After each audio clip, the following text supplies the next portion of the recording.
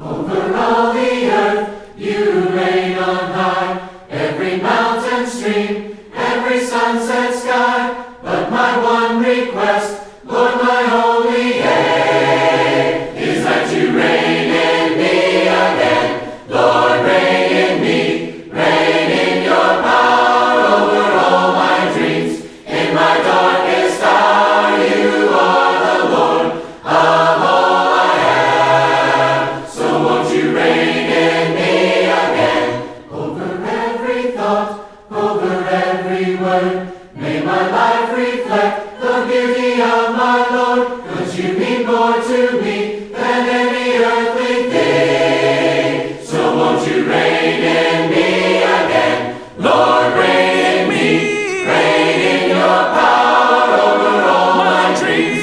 In my darkest hour you are the Lord of all I have. So won't you reign in me again? Lord, reign in me, reign in your power over all my dreams. In my darkest hour you are the Lord of all I have. So won't you reign in me again? So won't you reign in me again? So won't you reign in me again? Good morning, Tusculum family. Once again, it's great to be together from a virtual standpoint. What's even better is that June 28th is right around the corner, and we will actually be doing this live and in person for the first time in a really long time, for too long of a time. And we'll be in the same building at the same place at the same time, just worshiping together with our brothers and sisters. It's going to be such a great day, and man, more now than ever, we need this, don't we? I mean, really, this is perfect timing. And we praise God. He is so faithful to us, isn't he?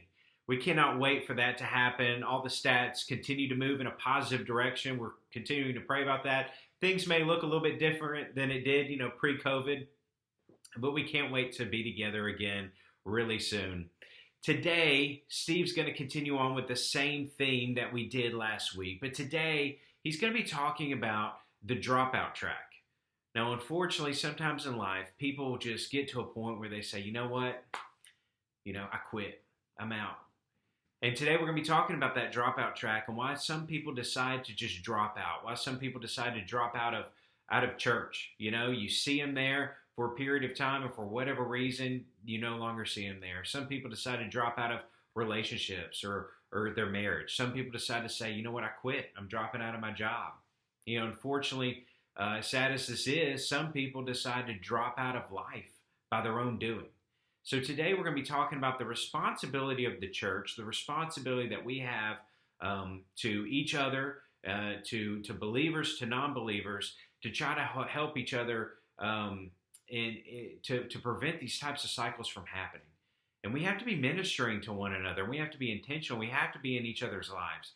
And we're going to really break this down this morning. I can't wait to hear what all Steve has to share with us today.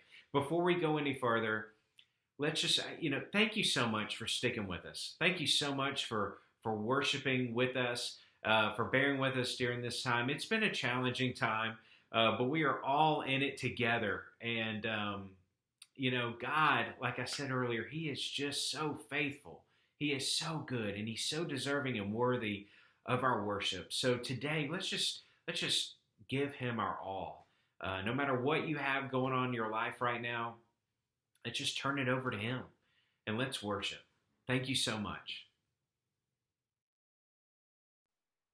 Blessed assurance, Jesus is mine.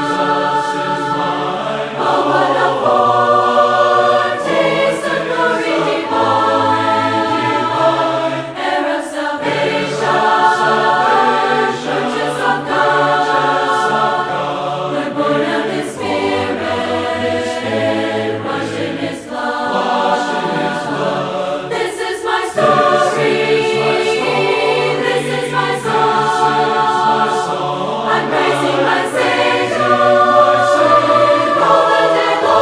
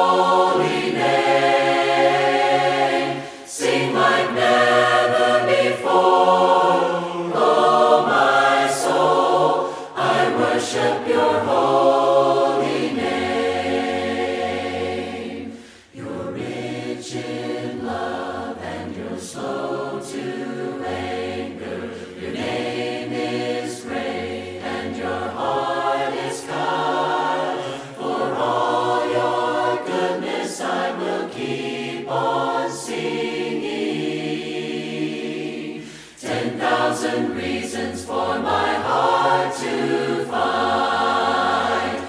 Bless the Lord, oh my soul, worship His holy name. Sing like never before, oh my soul, I worship your holy name.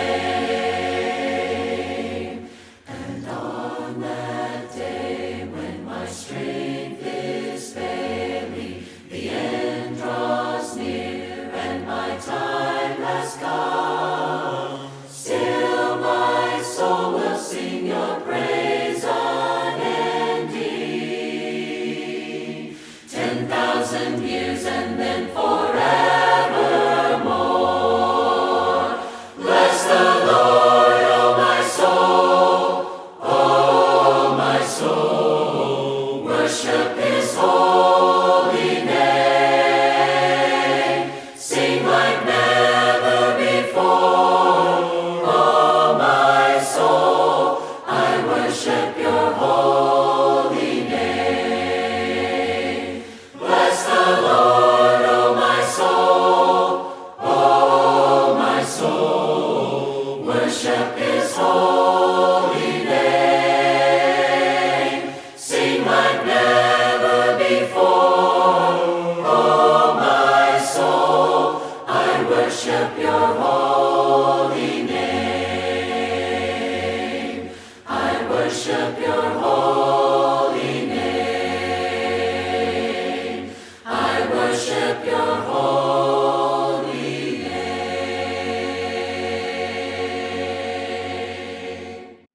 Hello, everybody. Last week I did the life box for you, and today I want to present, I guess, the brother of the life box, and that's the dropout track. And normally this lecture takes about 2 hours, but that's including discussion with people in a classroom setting. So I'm going to shorten it today and give you the highlights of this dropout track. And this applies to the church, it applies to a marriage, it applies to a job, it applies to even a person's life. How do people, or what are the predictable steps people take to drop out of something? Again, whether it's the church or a job or a marriage or any kind of relationship or even life as it is. And so today I'm going to focus though on the church. And so this is primarily presented to the church. And so I would like for you to view this track. It's behavioral in nature.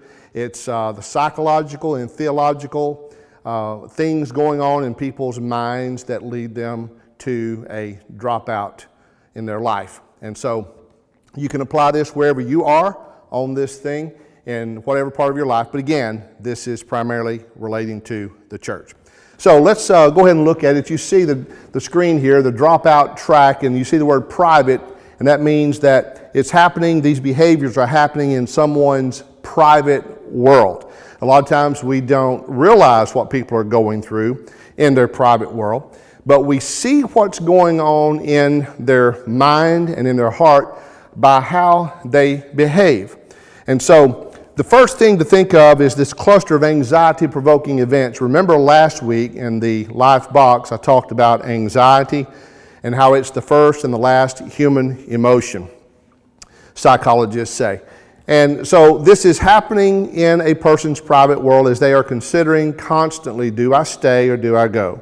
The red light and the green light feelings that people have. The red light is stop. I don't want to do this anymore. And the green light says go. Yeah, this is great. Let's go for it and keep on doing it. So what I'm going to show you first is the types of anxiety that comes into a person's life. And the first type of anxiety is based on reality. It's actual events taking place in a person's life that produces a great deal of anxiety.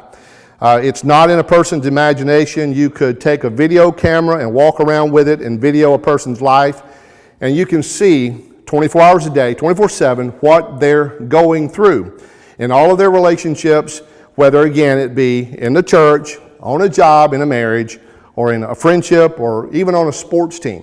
So reality-based anxiety, things like your health, what's going on with your health that's creating anxiety, what's going on with your finances that's creating anxiety, or what's going on in your relationships.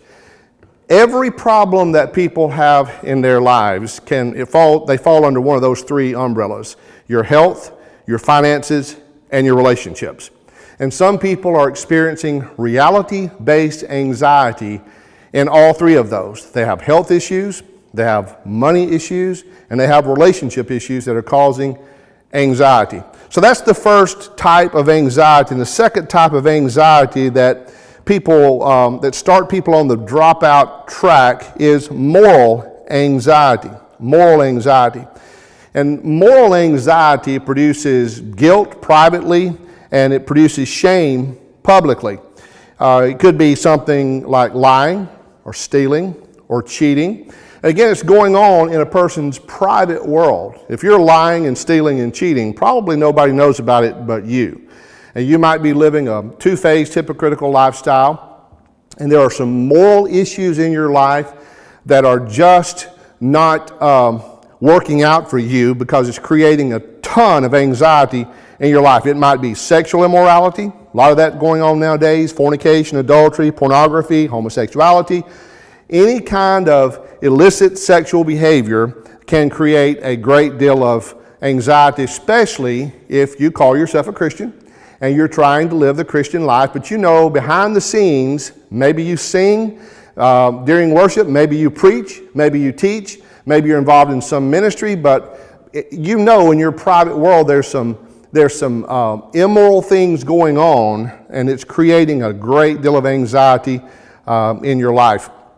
It could be any number of things. It could be even a religious hypocrisy, as I just said. That creates a lot of anxiety, and that's based on, it's reality-based, and it's in the moral category.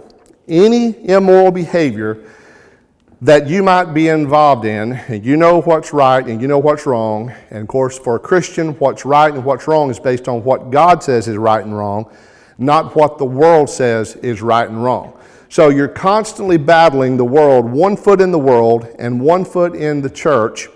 And if you don't watch it, you'll become miserable with this moral anxiety that you need to rid from your life so that you can have the peace that surpasses all understanding that God talks about in His Word. And then you have the third.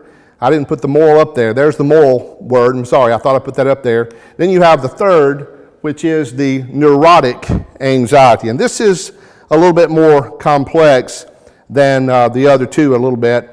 It's psychic anxiety that is in your imagination. It's irrational thinking. Everyone is out to get me. Nobody likes me. It's not based on historical events or anything that can be proven in a court of law. It's just neurotic. I remember years ago, as a preacher, there are a lot of expectations, and some of those expectations can be quite unrealistic and even neurotic. And there was a lady who approached me one Wednesday night, and honestly, she attended worship so infrequently since I'd gotten there that I hardly even knew her. Wasn't involved in anything, and I'd never had a conversation with her because she would get there after we got started in worship, and before we finished the invitation song, she was out the door. And I didn't know her very well, and so one Wednesday night, I'd never seen her on a Wednesday night, and she approached me, and she was angry, and she said, "Aren't you the preacher here?" I said, "Yes, ma'am, I am." And she said, "Well, I've been in the hospital for 3 days," and she said, "I haven't seen you yet." And I said, "Well, ma'am, I'm sorry, I didn't even know you were in the hospital. In fact, nobody in our church knew she was in the hospital." And she just thought in her mind that I should know where she is, even though I'm not with her. And she said, "What do you have against me?" And I'd never met her before. But that's an example, maybe an extreme example of neurotic anxiety that sometimes people can feel. But it's just anything that you work up in your mind where you think the world is out to get you, or that you're not being treated fairly, you're not being spoken to fairly, and you create these ideas in your mind that people are against you and out to get you, and that can be quite irrational. Again, it falls under health. Some people, they think they've got everything that they ever read about, every disease they've ever read about. It could be in your finances. Maybe your finances are not as bad as you make them out to be. It might be neurotic, some of the ways you even view money and what it can do for you. And it might be in the realm of relationships where you expect more from people than what they are possibly capable of giving. And we should never expect from other people what only God can give. And sometimes people have expectations of the church, maybe not of themselves, to where they have expectations that the church should be ministering to me, even though they never minister to others that way. They think the church should be ministering to them. So you've got neurotic anxiety, you've got existential anxiety, and this is probably the most complex of all of them. And it's searching for meaning in one's existence. I'm alive, but does my life have any meaning? Have you ever come to that place in your life where you felt that way? Some existential language would be like this. Why am I here? There has to be more to life than this. I feel dead inside, one lady said to me. Life has no meaning for me anymore. Existential anxiety can especially come for older people who have lived a long life, and maybe they have retired or their health has forced them into some kind of lifestyle where they no longer are working. And they start wondering. They say, I used to be an accountant. I used to be an electrician. I used to be a plumber. I used to be a business owner. I used to be a husband. I used to be a wife. I used to be a parent. I used to be a good athlete, whatever. And people, they're not that anymore. And so they start experiencing this loss of meaning. What does my life mean now? I used to live this way, but now I'm living a totally different lifestyle. It also comes with people who have atheistic thoughts, maybe Christian people who lose faith in God. And for whatever reason, they lose it. And so they start experiencing existential anxiety, this loss of meaning. One of the scariest times in a person's life is when they come to a point where that which they always thought was true becomes a lie, at least in their mind. It may be neurotic, or it may be based on reality, but existential anxiety is that loss of meaning. It can happen when a divorce takes place. It can happen when you experience empty nest as a parent. Years ago, my mother had passed away, and I went to visit my dad one day, and his health wasn't very good, and he was an old man by this time. It was a beautiful spring day, and I walked in, and he was sitting in his recliner by himself, and the window blinds were closed, and so I said, and it was dark, I said, what's going on? I never saw my dad cry too many times, but he started to cry a little bit, and he said, well, life just doesn't have a whole lot of meaning anymore. My wife died. Of course, his parents had died years before. I've raised 7 kids. I worked in the same job for over 40 years. A lot of my friends are dead and gone.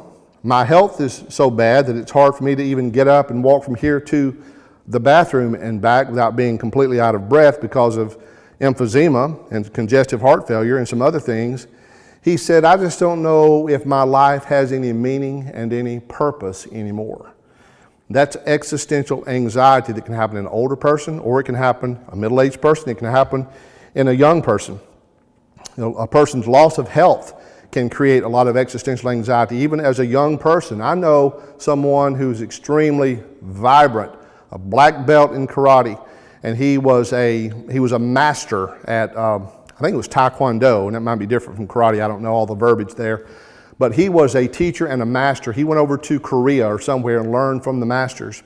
And he was a picture of health and fitness, and he was involved in a car wreck that left him paralyzed from his waist down. He went from living an extremely active lifestyle, vibrant lifestyle, to where he was confined to a bed or confined to a wheelchair. And that creates, as you can imagine, a lot of existential anxiety.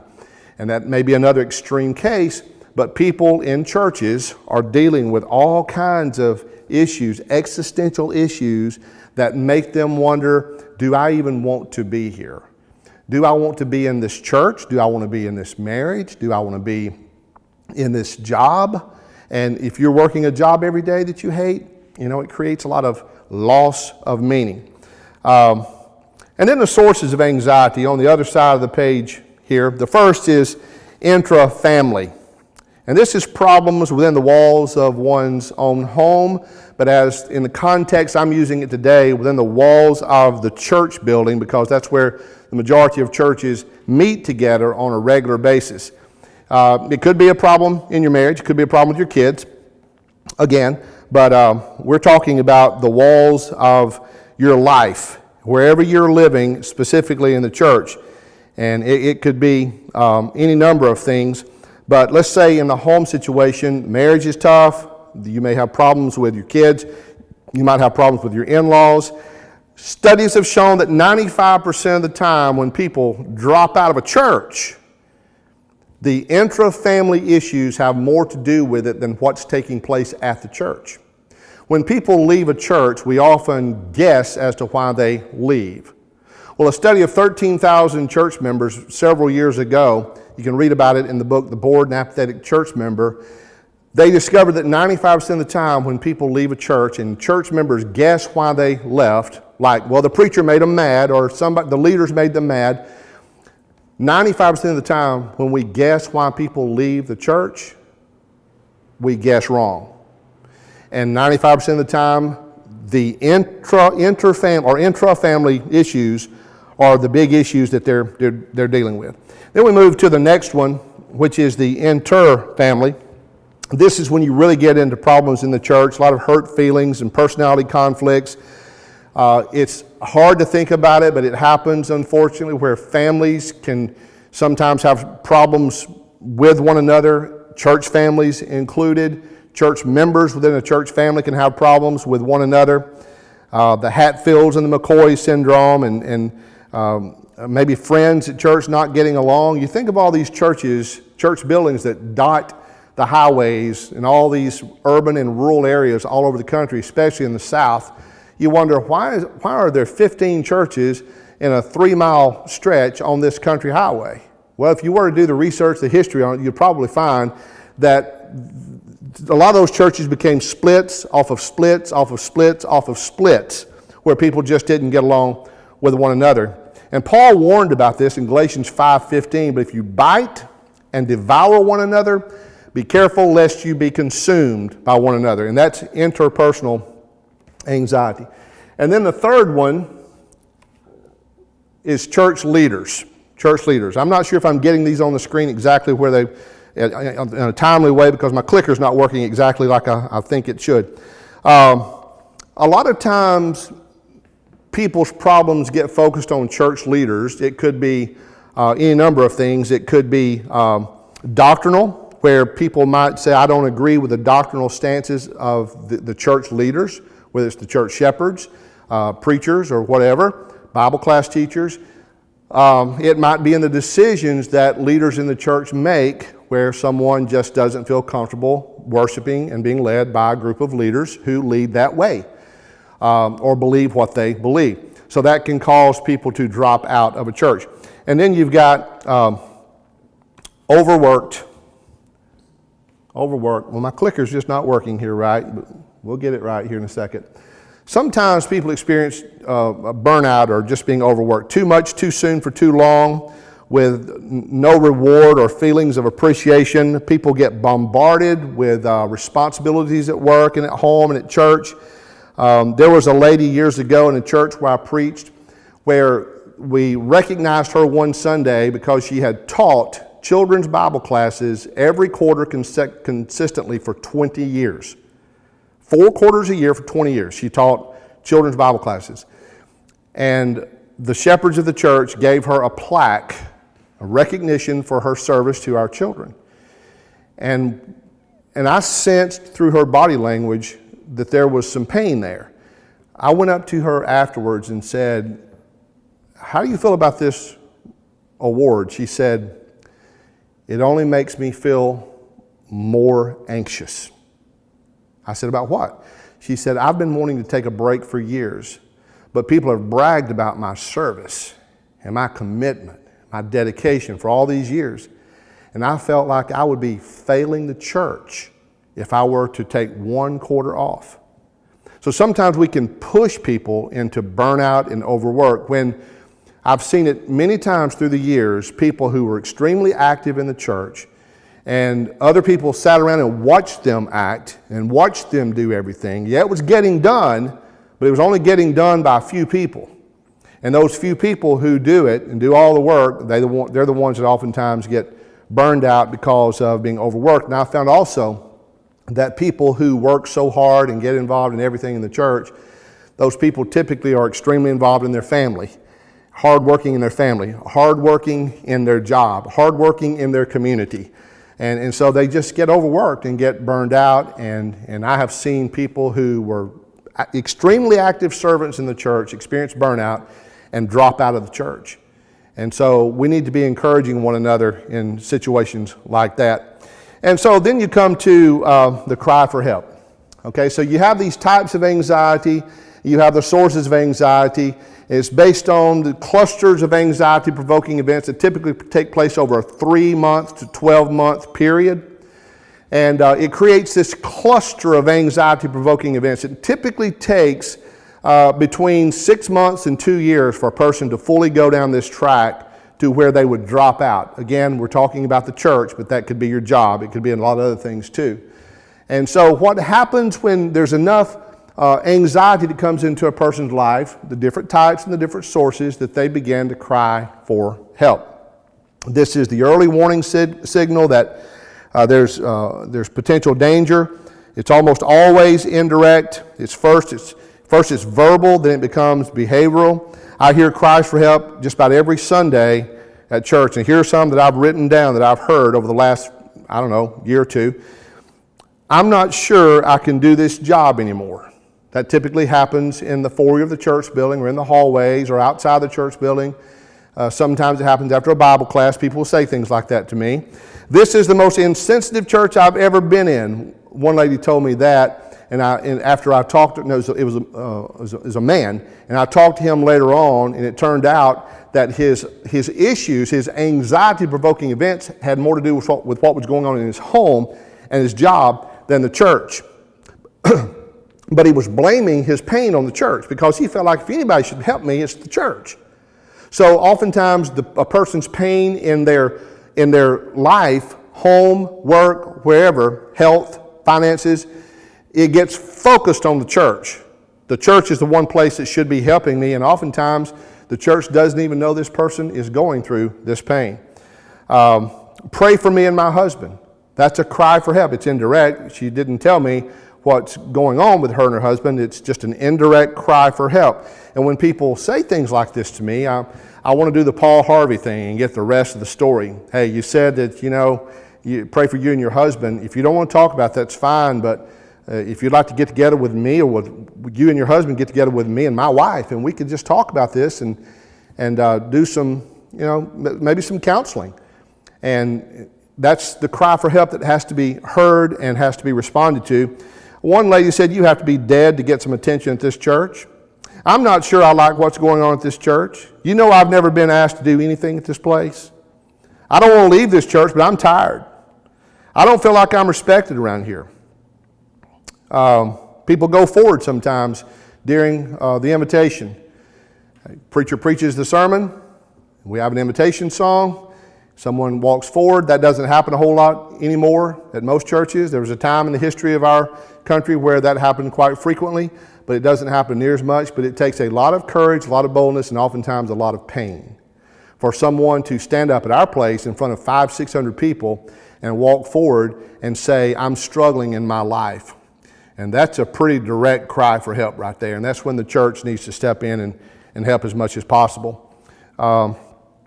You can do a lot for people at this stage, if you will. Bible classes, emails, text messages. I hear cries for help all the time in those from the sources like that. But the good news is people will respond to our efforts to help them at this stage 98% of the time. You can kill the dropout in its tracks if you recognize the cries for help. And the church needs to have a culture, an atmosphere where people can cry for help and be heard. But in so many churches, everything takes place sitting in rows, staring at the back of someone's neck as we watch people on a stage. And then when we sing and pray and preach and teach and do all that kind of stuff, and then we go to a classroom, which is a little bit smaller, but we get in another row, and we stand at the back of somebody's neck for 45 minutes as somebody teaches, and there might be a comment here and there. But how often does the church create a culture in which people can cry for help in a safe place? Small groups, something we do at Tusculum, something we value at Tusculum, is extremely important. I've said many years that you don't grow churches in rows, you grow churches in circles. You grow corn in rows, but you grow churches in circles. And people have to get into one another's lives so that you can feel comfortable with your own brethren and have a relationship with them so that you can tell them what's going on in your life so that you can get help and that you can help other people as well. It's extremely important. It's not rocket science. It's all over the Bible. But how the church has evolved into church building, rows-centered, it breaks my heart. It's great to have these facilities that we can come together and have great celebrations. We worship together and all the Bible classes. But if that's all we have in the church, man, it's pretty hollow. So we've got to create an environment where people can cry for help in a safe place and know they can get it. And the healthier a congregation is, the quicker it will hear and respond to people's cries for help. Some people cry longer than others, depending on how deeply entrenched or rooted they are in a church and how deeply they are entrenched and rooted in relationships in the church. And then you go from the cry for help. If that's not heard, you go to the next stage, and that's anger. When people cry for help and they're on the dropout track and there's some maybe reality-based stuff going on, some moral issues, it might be neurotic, maybe some existential loss of meaning stuff, and it might be within the halls of their home, interfamily. It could be interfamily in the church, specifically what goes on in a church building and church leaders and people being overworked in many areas of their life, and it just piles up. The anxiety piles up. You can only take so much. Last week I talked about the life box, and you have an edge on that box, that we only have so many coping skills to deal with the adversities of life. And when our box overflows, we can go flaky, and we can pop out of our box. And so the cry for help is the popping out, or close to the popping out of the box. But the anger stage is where really people, that box just doesn't have enough excellence, doesn't have enough coping skills to handle the level of anxiety they're going through at this time, so they can pop out of the box. It's a heightened level of a cry for help, and it goes from being a verbal to behavioral. It's not just verbal cues. People start to change the way they behave, what they say and the things that they do. And it's fortunately, if a church is healthy, I'm not sure how many churches are healthy, if a church is healthy, because 80% of them are in decline today. That's why I say that. But if a church is healthy and it has a culture where they can hear the members' cries for help, 98% of the time you can stop the dropout track if you love those people and help them, okay?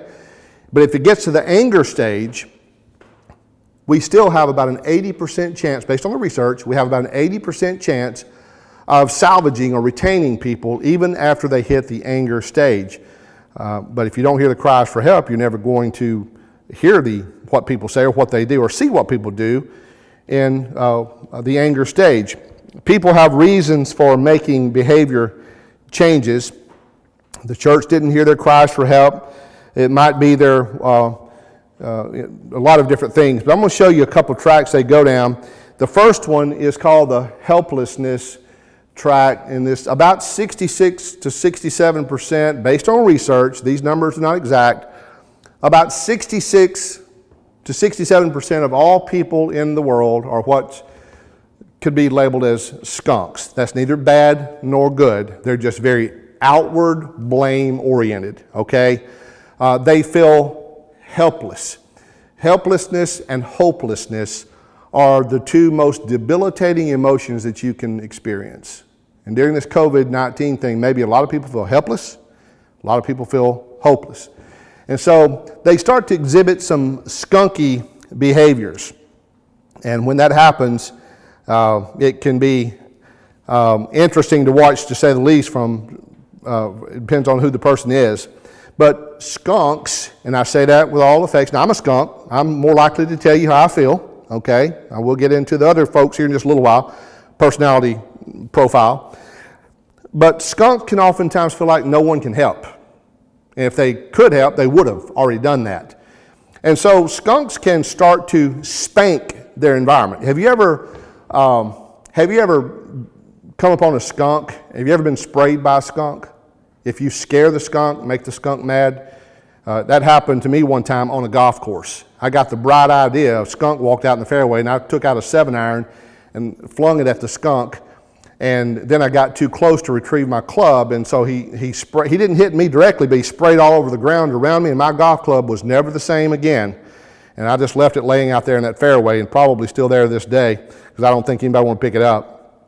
But skunks can get angry at their environment when their environment doesn't respond to their pain the way they think it should. And so they spray it. They spray the church. Husbands and wives spray each other.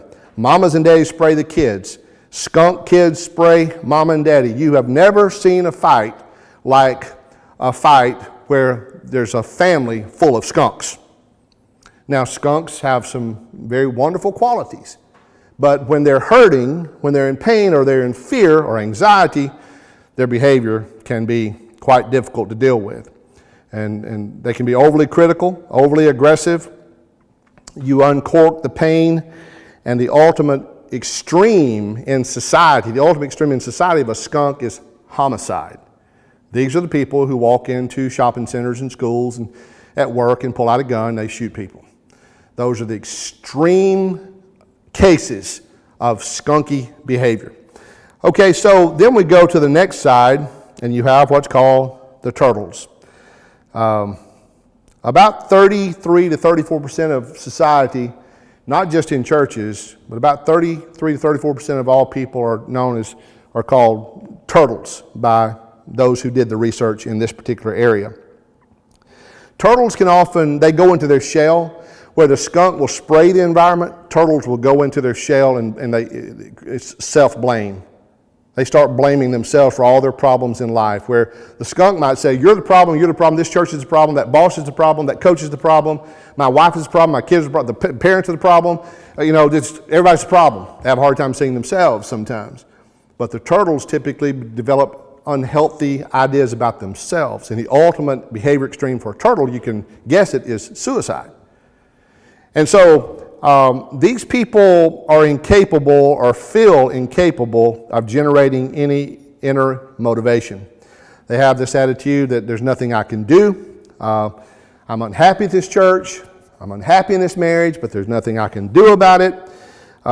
Turtles will stuff their emotions, where a turtle will get it all out. You never have to wonder how a skunk feels because they're going to tell you. But a turtle may go into a shell and not tell you how they're feeling, but you do have a certain breed of turtles known as snapping turtles, and they can go into their shell. Oh, it's my fault. If I were a better Christian, if I were a better wife, if I were a better this or that, a better employee, I wouldn't have been fired. They wouldn't have divorced me. They wouldn't have cheated on me.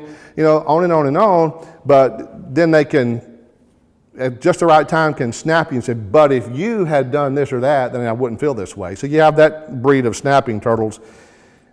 That can be interesting to deal with as well.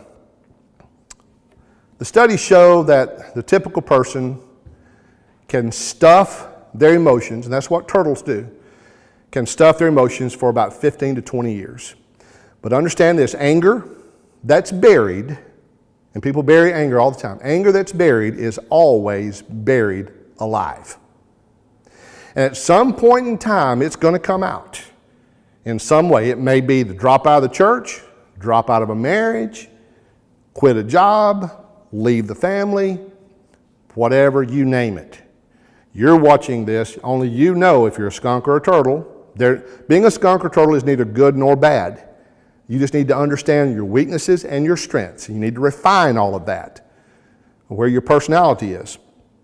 Turtles might try to make you feel guilty or sorry for them. They can be quite passive-aggressive sometimes, but in general, their pains turn inward. And then what happens is, again, the behavior starts to change. Worship attendance declines. They start dropping out of ministry roles. Their contribution, they no longer give. They break away from friends. Their disposition changes, and they're way down the line on the dropout. They're gone. And then what happens is they start to seal off the pain, and whether it's a turtle or a skunk, and they reinvest. If you drop out of a church and you've been active in that church maybe for ever how long, maybe a day or 75 years, I don't know. But if you drop out of a church or a job or a marriage or whatever, you've got to reinvest that time. Now what are you going to do with that time? Whether it was neurotic or reality-based or moral or whatever, you chose to drop out. Again, in whatever area of life you're talking about, but specifically the church. And so what are you going to reinvest that time in now that you're no longer invested in the church? If the church, the research shows that basically, let's see here. Yeah. Basically, people will wait 6 to 8 weeks when they get to this stage on the dropout. It's not like they're at home thinking, I'm going to give the church 6 to 8 weeks to come and minister to me. But the statistics show that as a general rule, the church has about a 6 to 8 week window that it can give these people who are experiencing this anger that turns into this kind of behavior. The church has 6 to 8 weeks to minister to them and stop the dropout before they reinvest in something else. And after 6 to 8 weeks go by, they haven't even received a call from the church. Maybe even their friends at church had no attention whatsoever. It might be neurotic how they feel, or it might be based on reality, but it's how they feel. Perception is reality. It's how they feel. And if we don't intervene during that 6 to 8 week window, they will reinvest. They will seal off the pain. They will go by the church building now and have no emotion about it whatsoever. They worship there for years, but they've completely sealed off the pain. Now they've reinvested in other things. Great news is the research shows, based on about 13,000 dropout church members, that if the church will minister to people even at this extreme level of the dropout track, 62% of the time you can win them back. And the longer the time period goes that you don't try to make contact with them, the more and more they seal off the pain, and the more and more they reinvest in other things. So skunks, interestingly, typically reinvest in family. They reinvest in other churches. Interestingly, they reinvest in other institutions. It's not that they're not good people. I had one guy say to me that was a longtime church member and a deacon for years, left the church because of a lot of anxiety-provoking events that I don't think he handled really well, and he came back later on in life to the church. He admitted that his attitude wasn't right about it, but he said to me, I'm a member of the volunteer fire department now.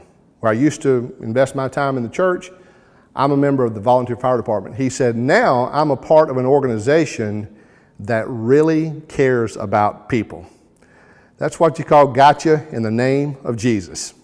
People can shoot you with their gospel gun, especially a good skunk can shoot you with their gospel gun. If y'all had just been better, but I wouldn't have left. They might go to the Red Cross, the Girl Scouts, the Boy Scouts, the Rotary Club, whatever, but they're not in church anymore. The turtles reinvest most of their time in their family and their friends and work. And skunks become apathetic when the church doesn't respond to their felt needs. I don't care anymore. That's skunky language. I don't care anymore. You don't care about me, real or imagined, so I'm not going to care about you. And the turtles become bored with the church when it doesn't respond to their felt needs, and they seal off the pain.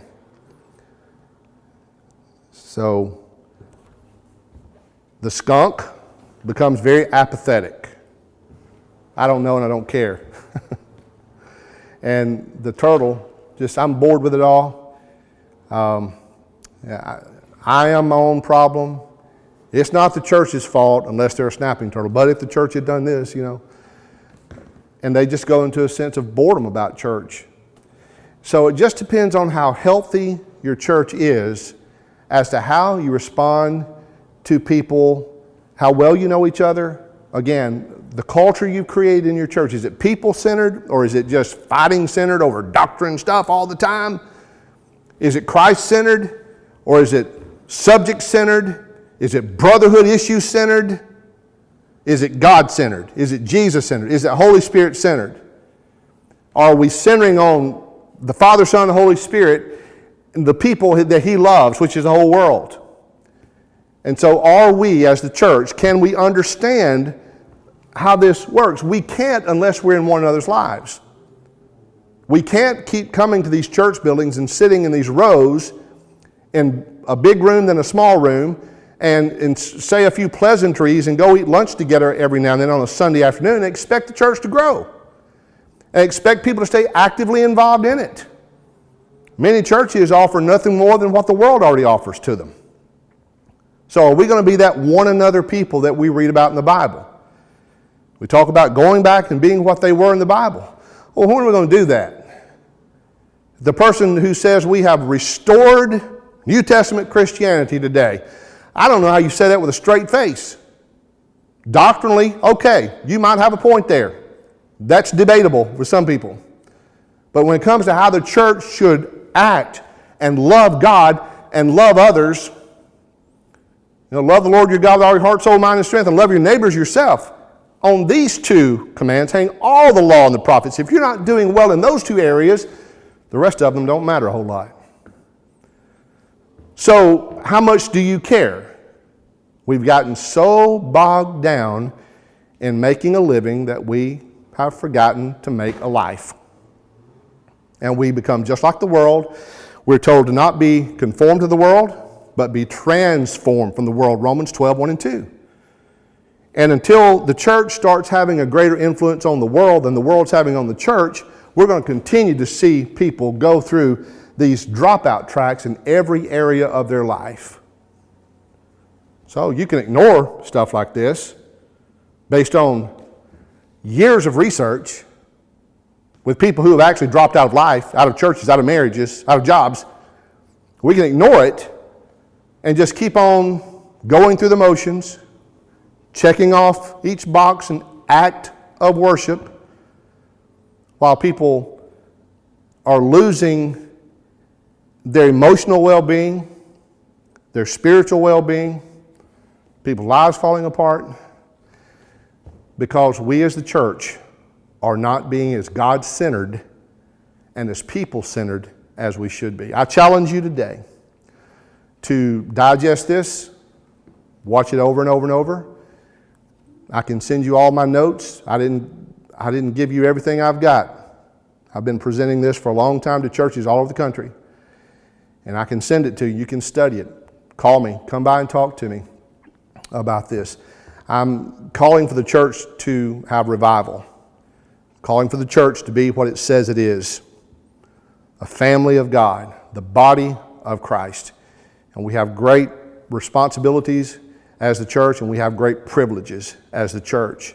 And the happiest life you will ever live is to put God first in everything that you do, and love God first, and love your neighbor as yourself. My hope is built on nothing less than Jesus' blood and righteousness. I dare not trust the sweetest frame, but wholly trust in Jesus' name. My hope is built on nothing less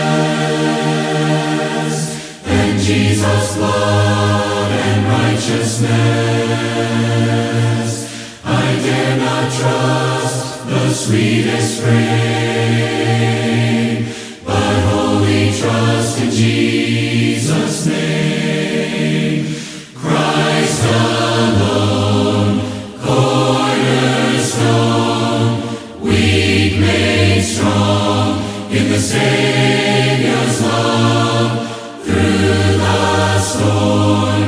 He is Lord, Lord of all. When darkness seems to hide His face, I rest on His unchanging grace. In every high and stormy gale, my anchor holds within the veil. Christ alone, cornerstone, weak made strong in the Savior's love through the storm. He is Lord, Lord of all. When He shall come with trumpet sound, oh, may I then in Him be found, dressed in His righteousness alone, faultless stand before the throne, faultless stand before the throne. Christ alone, cornerstone, weak made strong in the Savior's love through the storm. He is Lord, Lord of all. Christ alone, cornerstone, weak made strong in the Savior's love through the storm. He is Lord, Lord of all. Hi, good morning, Tusculum. It's good to be with you, and soon we'll be together, it sounds like, by the announcement the elders made, and I'm looking forward to that, as I know you are as well. Right now, we're going to prepare our minds for observing the Lord's Supper, and I'd like to mention a couple of things about that before we pause the video. I've been thinking this week about what Jesus told His apostles when He took the bread and took the cup, and He said, "Do this in remembrance of me." You know, He said that, and He had obviously not yet gone to the cross. It made me think there's so much more about remembering during this supper than just His death on the cross. While His death, burial, and resurrection is the center to our whole Christian belief and our whole salvation, the way we live our lives before eternity has to do with remembering Jesus as He lived. And I think that's a big part of what He was telling the apostles. Remember the last 3 years. Remember just a few minutes ago when I washed your feet. Think about that, how He lived His life, and remember that will help us live our lives. And remembering His death, burial, resurrection will prepare us for eternity. So I'm glad to be with you today. And you can take this time now, if you'd like, to pause the video and have a prayer in communion with your family. Take care.